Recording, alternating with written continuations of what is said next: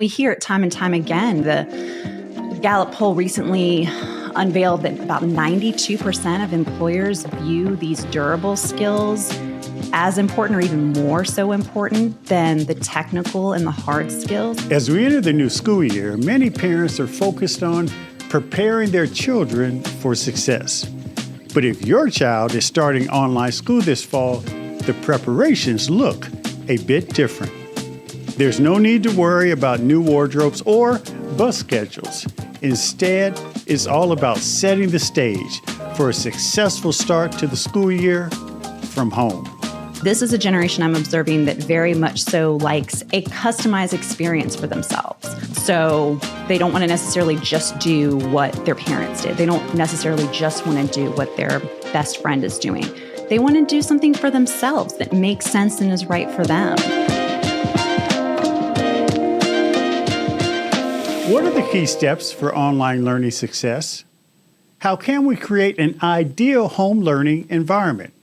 And how do we balance academics with the development of critical skills for the future? Today, I'm joined by Laura Massey, the Student Career Coaching Manager at K-12. With 13 years of experience in career coaching and high school education, Laura is an expert in guiding students through the world of online learning and preparing them for what's ahead. She's here to share her insights on creating effective study spaces, managing time in a virtual classroom, and helping our children develop the skills they need in this digital age. Laura, welcome to the show. Laura Massey, once again, welcome to the show. Hello, Kevin. Thank you so much for having me here. I am so excited. Grateful for the invitation. I'm excited too. I mean, you do good work. You've had a diverse career in education, but I have to ask the ultimate question. Why education? Why did you decide to embark on that path of participating in the education of our young? What was interesting is when I was in high school, I was a determined individual. I discovered that I really loved delivering information, telling people stories, reporting that out. I really just loved doing it, and I found myself to be good at it. So that's the path that I took, and I got my communications degree, and I did a wonderful and amazing internships, and I worked at local affiliates. I was working actually for the American Cancer Society, and worked in a college town. And so working their Relay for Life event, I loved working with those students. I loved growing them. And then it made me really take pause. Like, why do I love it so much? And then I took kind of inventory, Kevin, and I was like, wait, I gravitate in every other job working with interns, working with new hires, working with like those new younger people coming into the organization. So it was interesting because a friend actually brought to my attention around that time, there's a marketing position at the local high school. And Kevin, I was floored. And then there came to be an opportunity for a career specialist that we had at our high school. Again, wait a second, a career coach, a career specialist, the high school level? That's higher education speak, right, Kevin? And I mean, I know it sounds crazy to some people. I love working with teenagers. This age group just really, they're so moldable. They want to know, they want to grow, and they're just sponges that are ready to take that next step for their lives. And they're emerging adults, and just, I love it. I know that it's not everyone's cup of tea, like you're saying, going into education. Well, you are now the Student Career Coaching Manager at K-12, and obviously K-12 is online educator. Yes. Talk about the different challenges and opportunities doing what you do in an online education environment. Absolutely. Well, Kevin, it might not be surprising that, blame it on the day job. I love to take an opportunity to give students advice that not only helps them now in the here and now, how to be a successful online student, right? How to navigate online school successfully, but develop those skills that will also help them once they get into the workforce. So honestly, the advice and the counsel that I'm giving students and parents honestly are anchored in those what used to be called soft skills, but now we're calling them more durable skills, professionalism skills. And those are really the foundation of what we're really guiding them to. So we really talk to them about, first off, how to set that goal for your school year, how to set that intention and be grounded in that. That's metacognition, durable skill, right? How to get involved in the classroom, outside of the classroom, especially in an online environment. Those are kind of unique ways that students have to navigate that. That's a fortitude skill. Talking about how to organize themselves, how to organize their time. Also, too, making sure that they are, making sure time management. That's a big thing with online school, right? They're not necessarily in the building from 8:30 to 4:30 a day, right? They're in and out of online classrooms. So how are you managing that time well? And again, these are all the skills that employers are wanting to see as much as their teacher, right? And we hear it time and time again. The Gallup poll recently unveiled that about 92% of employers view these durable skills as important or even more so important than the technical and the hard skills. I've had employers straight up tell me, Laura, I can teach a kid how to do this job. I can do that.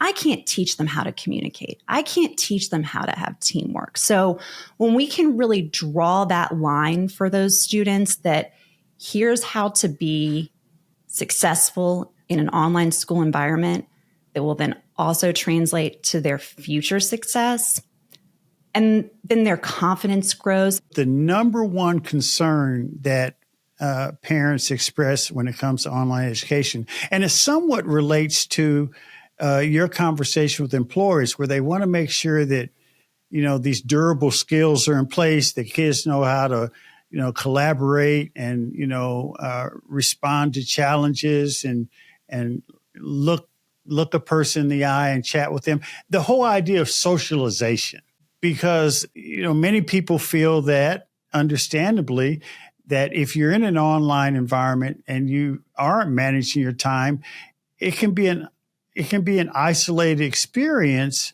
without a dedicated effort to build a community around that learning experience. So talk about the socialization challenge, especially when you're working with young people to think about a career, which by definition means you're going to be engaging with others. Absolutely. And that's a fantastic question, Kevin, because that is 100%. We hear it time and time again.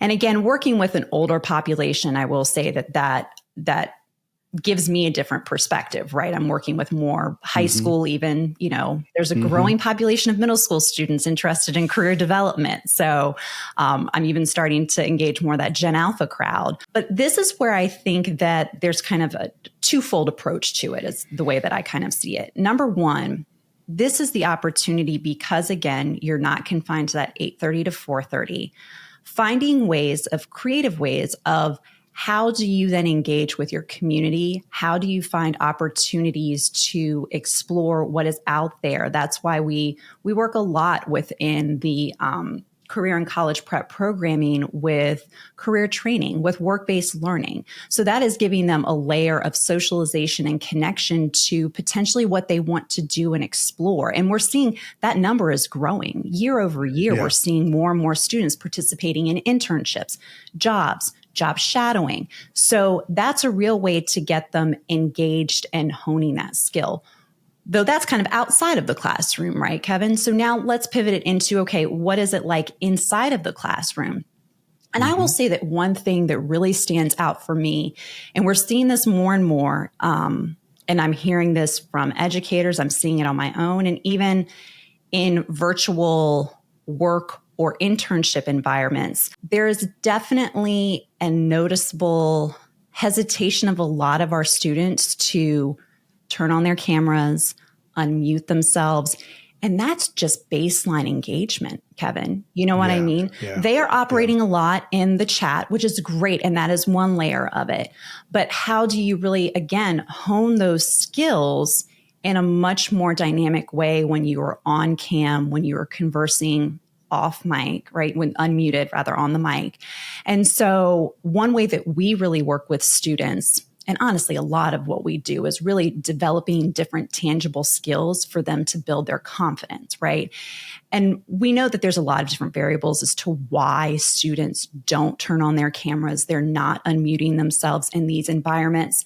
And some of them are extenuating circumstances. But sometimes, Kevin, it's as simple as they don't understand why it's a big deal. Like, what does it matter? Why does it matter that I have my camera on or off? They don't understand and realize that that is a layer of connection, a layer of socialization. And again, even taking it back to, employability skills. Forbes just had out an article that I actually want to ask you, I want you to guess this percentage. There's a percentage of US executives that say if you have your camera on during virtual meetings, that they view you having more of a future in the company. What percentage of US executives do you feel have that view? 75%. 92. I knew it was a lot. And you know what? I don't like the fact that you gave me a quiz question that I wasn't prepared for. I don't like that at all. But anyway, I'll let it slide. But I knew it was a high percentage. Yes. And because if you're going to use Zoom meetings, people want to see you. Exactly. They want to hear you, feel your engagement visually. Exactly. As opposed to the old conference line where everyone's just on a phone. Exactly. And Kevin, let me make you feel better. I guessed at first in the 60s. I think I was 66, percent is what I came up with. You. So don't feel bad. You're not grading on a curve. No, not at all. Okay. All right. So I was really shocked at the number. I really, really was. Yeah. And like you said, it makes complete sense. So again, framing it and making them understand why it's a big deal, why it's important, right, is really, really important for these students. And then, okay, what are your hurdles? Like, why aren't you turning on your camera? Is it because there's something distracting going on in the background and you don't understand how to, set up a virtual background? What are kind of those arenas? And then also too, is it just the fact that you just don't feel comfortable with it, right? The fact that you're seeing yourself on camera, so on and so forth. Well, there's strategies. You can hide yourself. You don't always have to be seeing yourself. So it's ways like that to really develop themselves and to build up their confidence. So then once they feel comfortable turning on their camera, unmuting, then there's another layer of socialization and engagement that starts to happen. And that human connection can really start to happen between student and teacher, student and student. So that's one area that we definitely have recently started to focus on with students. I love what you're saying, Laura. There, as a career coach of teenagers, how do you strike that balance between, on the one hand, trying to get them to understand why things are the way they are in terms of the work world? I mean, in this generation, we've seen Gen Z is really changing things up for us. They don't want, and people say we don't want to do email anymore. They don't want to do email.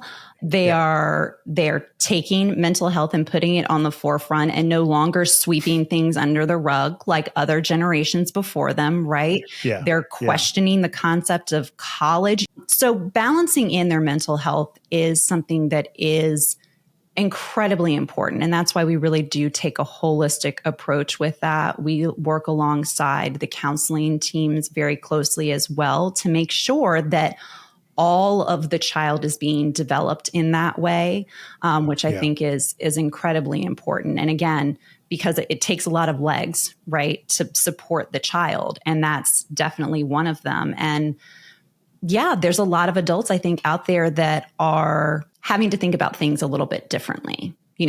Not sometimes, though, the students want it differently. But there is a layer of, I'm observing, and a lot of my colleagues are observing students are overwhelmed and just uncertain with what to do. They know what they don't want to do, or they know that they want to take a very different, an uncharted path than what people before them have taken. But then what do I do? right? Like, well, how do I go about doing this? And that's where, services like what we provide with career coaching is we can help them with that. And because another thing about this generation, they really like customized plans. They want something that is very unique for them. They're still like every teenage generation, their peer influence matters, right? But this is a generation I'm observing that very much so likes a customized experience for themselves. So they don't want to necessarily just do what their parents did. They don't necessarily just want to do what their best friend is doing. They want to do something for themselves that makes sense and is right for them. So, and I love that. I love that energy. Well, I agree. I also think, just parenthetically, let me say that I think that many of the challenges we see among this generation of students are similar to the challenges we see in adults, in as much as, comfortable conversations and having a comfortable space for those conversations can bridge a lot of gaps. And I think that's what you're doing is having those conversations. And there's a trust that emerges, which allows young people to feel comfortable expressing themselves and allows them to feel open. Laura, one last question.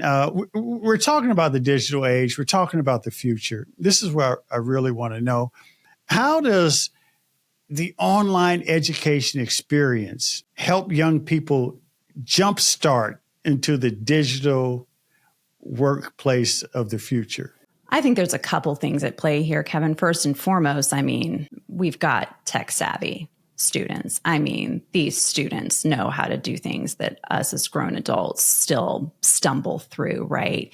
And the more and more technology that is being kind of infused and integrated into their educational experience makes them that much more of a savvy employee one day, right? It truly, really does. Yeah. And also too, though, I think and this is taking a slightly different direction, I think what also too that online environment allows them to do is, again, we have a little bit different flexibility within their schedule, so on and so forth.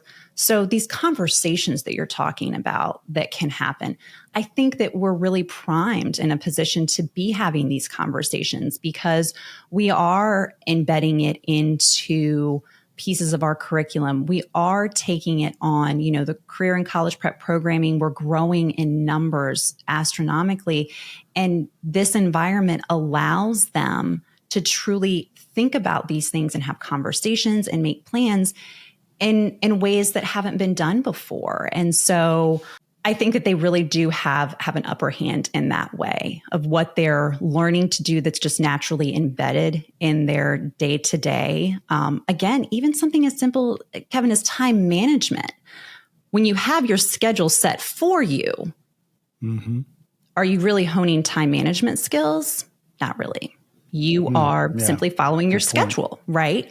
But when you have to be responsible for setting that schedule for yourself and then managing it accordingly, that's a different skill set that you're developing. Yeah, so true. Yeah, it really is. Well, Laura Massey, appreciate what you're doing. Thank you so much for joining us on What I Want to Know. Thank you. Thanks for listening to What I Want to Know. Be sure to follow and subscribe to the show on Apple Podcasts, Spotify, or your favorite podcast app so you can explore other episodes and dive into our discussions on the future of education. And write a review of the show. I also encourage you to join the conversation and let me know what you want to know using hashtag WIWTK on social media. That's hashtag WIWTK. For more information on Stride and online education, visit stridelearning.com. I'm your host, Kevin P. Chavous. Thank you for joining What I Want to Know.